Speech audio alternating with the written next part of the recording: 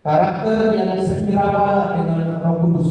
Saudara, dalam perkembangan zaman yang sangat cepat di era globalisasi saat ini, di era yang semuanya instan, kalau kata orang muda saat ini zaman now, ya. Banyak orang, khususnya orang muda, berusaha untuk tampil beda, berusaha untuk hidup tren, berusaha untuk mendapatkan pengakuan dari lingkungan sekitar mereka. Anak-anak muda berusaha agar dapat diterima dalam lingkungan mereka, dalam kebaikan mereka, dengan menggunakan berbagai cara, apapun mereka lakukan agar dapat terlihat keren, sehingga ada istilah GBHN. Teman-teman tahu apa GBHN? Tahu singkat dari GBHN? Tahu? Apa? Erwin apa? Tapi tahu apa ini? Apa GBHN? GBHN itu gaya boleh asal BBM. Karena maknanya ini dapat pengakuan, gitu ya. GBHN gaya boleh asal BBM. Kemudian keren bikin kacamata temannya. Kacamata saya loh. Padahal tidak. Agar ada yang keren. Yang penting dapat pengakuan dari teman-teman video baju. Temanku baju saya tuh. Padahal masalah ini ada. Yang penting dapat pengakuan. Banyak hal yang bisa kita dapatkan bagi anak muda. Mulai dari cara berpakaian, cara berbicara, cara bergaya, sampai ke hal-hal yang kebiasaan umum diikuti oleh anak-anak muda agar dapat pengakuan dari temannya. Misalnya apa? Anak-anak muda saja merokok. Padahal nggak biasa merokok, tapi supaya dapat pengakuan merokok. Kamu nggak merokok aja, kalau nggak merokok itu bencong. Akhirnya apa? Merokok supaya dibilang maco. Siapa yang suka dibilang maco? Siapa yang suka dibilang maco? Gak ada yang suka dibilang maco ya? Gak suka dibilang maco. Oh, Kristen itu cewek. Kristen itu cowok maco. Senang gak? Gak senang ya? Oh, Erwin itu cowok maco. Senang Erwin kalau dibilang maco. Kalau lainnya gak senang dibilang maco. Tahu teman-teman maco apa? Mantan copet. Jadi kalau bilang, oh kamu merokok nggak maco nggak apa-apa, saya juga mantan copet bilang gitu. Tapi apa? Anak-anak muda supaya dapat pengakuan ini nggak merokok bencong itu ya, merokok. Supaya dibilang ganteng, dibilang merokok. Sampai sini mau dibilang ganteng. Amin, mau dibilang ganteng amin. Mau, siapa yang mau dibilang ganteng cewek, cowok-cowok. Kalau kalian mau dibilang ganteng. Siap, kamu boleh bilang ganteng? Gak mau? Tergantung. Kalau lain kamu bilang ganteng. Standar. Siapa yang mau bilang ganteng? Siapa yang bilang ganteng? Cowok-cowok. Siapa yang merasa ganteng saya? Cowok-cowoknya yang sama merasa ganteng. Ganteng di depan. Nggak ada yang bilang ganteng. Kalau lainnya kamu nggak mau bilang ganteng. Teman-teman tahu apa tuh artinya ganteng? Gangguan telinga. Jadi kamu nggak merokok nggak apa-apa saudara. Karena ganteng itu gangguan telinga. Lainnya lebih suka dibilang jelas keren, ya. Dan kalau kamu nggak merokok nggak ganteng nggak apa-apa. Karena ganteng itu gangguan telinga. Inilah realita yang terjadi bagi anak-anak muda, supaya dapat pengakuan dalam lingkungannya dilakukan semua hal yang bertentangan dengan firman Tuhan. Kita sebagai anak-anak muda yang sudah mengenal Tuhan secara pribadi, kita harus berani tampil beda dengan orang-orang di sekitar kita, tampil beda dengan dunia ini. Bagaimana caranya saudara supaya kita bisa hidup tampil beda? Bagaimana caranya supaya kita bisa tampil beda dengan dunia ini, tapi tampil beda dengan cara yang positif ya? Jangan tampil beda teman-temannya mati 3 kali sehari jadi cuma sekali. Kenapa hanya sekali tampil beda ya?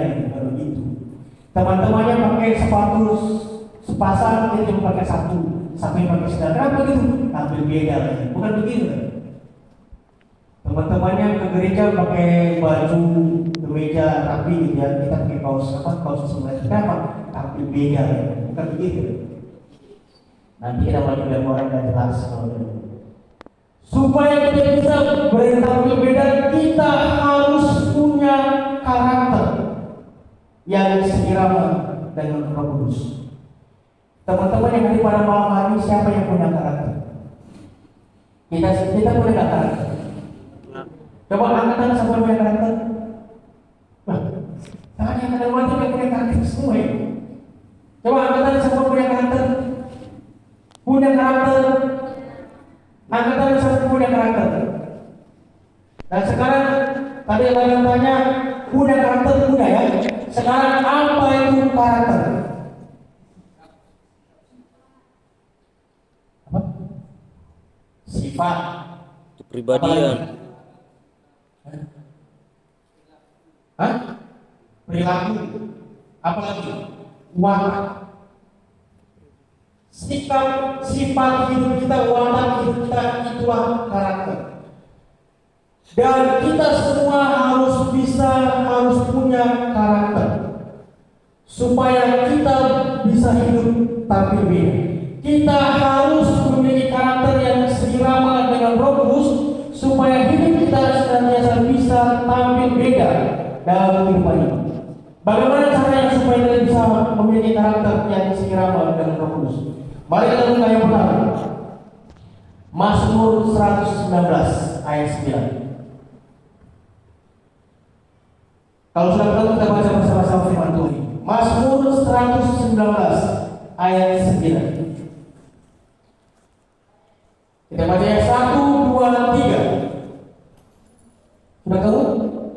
Mazmur 119 ayat 9. 1, 2, 3. Dengan apakah seorang muda dapat mempertahankan kelakuannya bersih dengan menjaganya sesuai dengan firman Tuhan.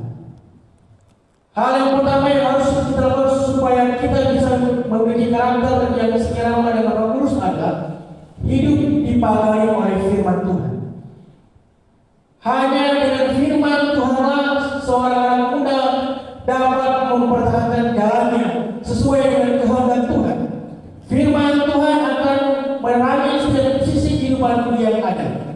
Tuhan akan memberikan hikmat kepada kita, anak-anak muda, sehingga kita bisa membedakan predi yang sesuai dengan firman Tuhan dan yang sesuai dengan kehendak Tuhan. Saudara, bagaimana caranya supaya kita bisa hidup dipagari oleh firman Tuhan? Caranya adalah kita harus baca firman Tuhan. Supaya kita bisa diberkati oleh firman Tuhan, dipagari oleh firman Tuhan, kita harus rajin baca firman Tuhan. Siapa yang sering rajin baca firman Tuhan? Rajin ya? Oh, rajin aja, benar sekali ya, rajin aja ya. Bolong-bolong. Siapa di sini yang kita bilang hanya ditaruh di bawah bantal? Kalau tanya apa kita di bawah bantal, jaga setan lain supaya setan tidak ganggu hidup saya.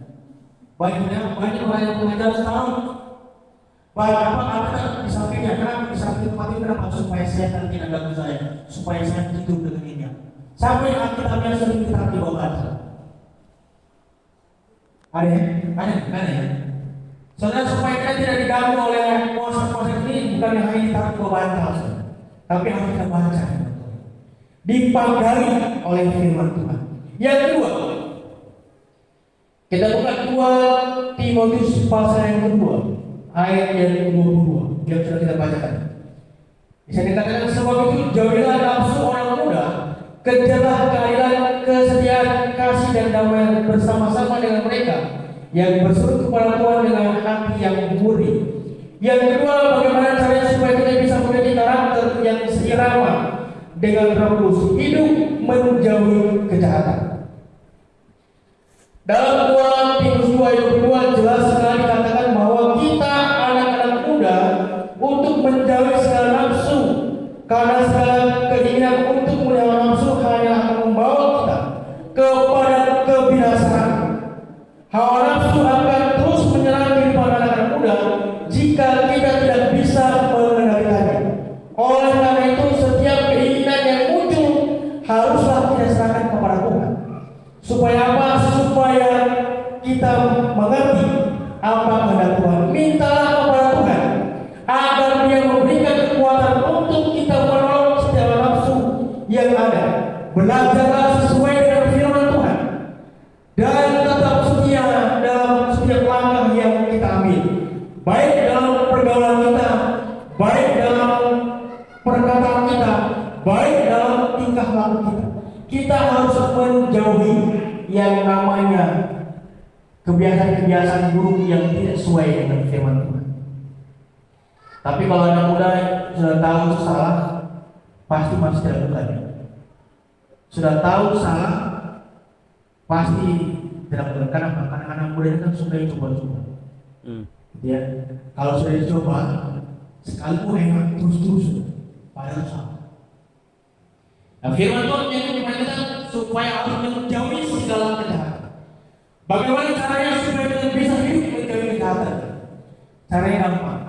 Supaya kita tidak hidup dalam kejahatan, kita harus melakukan yang namanya kebenaran. Kalau kita sudah melakukan kebenaran, maka kita akan hidup sesuai dengan kehendak Tuhan. Yang ketiga, yang terakhir, mari kita lihat 1 Timotius pasal yang keempat ayat 12. 1 Timotius 4 ayat 12 berkata, jangan seorang pun menganggap engkau rendah karena engkau muda. Jadilah teladan bagi orang-orang percaya dalam perkataanmu, dalam tingkah lakumu, dalam kasihmu, dalam kesetiaanmu, dan dalam kesucianmu. Saudara, yang ketiga, supaya kita bisa memiliki karakter yang seirama dengan Roh Kudus, maka yang harus kita adalah hidup menjadi teladan. Banyak orang yang berkata begini, saya kan masih muda, saya kan masih kecil, mana bisa saya menjadi teladan? Sampai mana berkata begini, saya kan masih muda, belum tahu apa-apa, saya kan masih polos, jadi saya belum bisa jadi teladan. Firman Tuhan berkata dengan jelas, saudara, bahwa kita harus bisa menjadi teladan di dalam segala aspek kehidupan kita, baik dalam perkataan kita, dalam perbuatan kita, bahkan jadi teladan di dalam kesucian hidup kita, dalam pergaulan kita. Tuhan akan memampukan kita sebagai anak-anak muda agar hidup kita sesuai dengan firman Tuhan, sehingga kita menjadi teladan bagi teman-teman kita, sepergaulan kita, di lingkungan kita berada. Kita akan menjadi teladan kalau kita terus percaya kepada Tuhan. Saudara, supaya kita tidak dianggap enteng oleh orang lain, supaya kita tidak suka dileceh oleh orang lain, supaya kita tidak suka dihina oleh orang lain, supaya kita tidak dibilang anak kecil oleh orang lain. Yang harus kita lakukan adalah kita harus menjadi teladan dalam hidup. Seperti kalau teman-teman suka nonton film sifat, film kartun, dia bilang, jangan tampil apa anak kecil paman pada kecil. Kenapa? Karena dia suka orang lain. Kamu anak kecil tuh mau musuh-musuh besar-besar. Tapi maksud saya itu besar, mental semua. Jangan tampil apa anak kecil paman, aku sifat. Kenapa? Karena dia suka orang lain menjadi teladan. Biar kita biar sifat tersifat. Saudara, supaya kita tidak dipandang enteng oleh orang lain, jadilah teladan. Apapun yang bisa kita mulai hal yang terkecil, mari kita jadi teladan dalam hidup. Mari lakukan ketiga hal itu supaya kita bisa memiliki karakter yang seirama dengan Roh Kudus, menjadi muda-mudi yang berani tak berbeda dimanapun kita berada. Saudara, masa muda adalah masa-masa yang rawan untuk mudah terpengaruh oleh dunia. Untuk itu, pagari hidup kita dengan firman Tuhan, menjauhi kejahatan dan jadilah teladan dimanapun kita berada. Supaya apa? Supaya kita menjadi anak-anak muda yang tidak mudah terombang-ambing, yang tidak mudah terhasut oleh kebujukan-kebujukan dunia ini, yang terlihatnya senang menyenangkan di awalnya, tapi di akhirnya belum tentu. Supaya kita bisa menjadi anak-anak muda yang punya prinsip dalam hidup ini. Untuk itu lakukanlah apa yang baik di mata Tuhan. Mari kita buka sebagai ayat untuk firman Tuhan pada malam hari ini. Mazmur 127 ayat 4 dan 5. Kita baca firman Tuhan bersama-sama. Kalau bisa tampilkan di slide. Mazmur 127 ayat 4 dan 5. Yang punya handphone bawa buka handphonenya. Kita baca bersama-sama firman Tuhan ini. Inilah anak-anak muda. 1, 2, 3. Seperti anak-anak panah di tangan pahlawan, demikianlah anak-anak pada masa muda. Berbahagialah orang yang telah membuat penuh tabung panahnya dengan semuanya itu. Ia tidak Akan mendapat malu apabila ia berbicara dengan musuh-musuh di pintu gerbang. Dikatakan bahwa anak-anak muda itu seperti anak-anak panah di tangan pahlawan. Demikianlah anak-anak muda itu saudara, kalau di tangan pahlawan yang apa? Di tangan yang profesional, anak panah itu maka dia akan mendapat kita. Tapi kalau anak panah tidak di tangan yang salah, dia membahayakan diri sendiri dan juga orang lain. Untuk saudara, marilah kita biarkan muda, anak-anak muda yang senantiasa memiliki karakter yang sederhana dan bagus, yang selalu cinta firman Tuhan, yang selalu cinta kebenaran, dan yang selalu suka menjadi teladan dimanapun kita berada. Mari kita berdoa. Terima kasih ya Tuhan untuk firman Tuhan yang sudah kami dengar. Ajari kami Tuhan supaya kami bisa melakukannya dalam kehidupan kami sehari-hari, sehingga kami bisa menjadi anak-anak muda yang memiliki karakter yang sesuai dengan kehendak Tuhan. Berkati kami semua ya Tuhan, supaya kami bisa menghargai hidup kami yang firman Tuhan, menjauhi kejahatan, dan kami terus menjadi teladan dalam kehidupan kami. Hamba-Mu telah begitu besar ya Tuhan, tetapi hamba juga percaya bahwa firman Tuhan tidak terlalu dengan sia-sia. Terima kasih ya Tuhan, dalam nama Yesus kami berdoa. Mengucap syukur kepada Tuhan. Amin.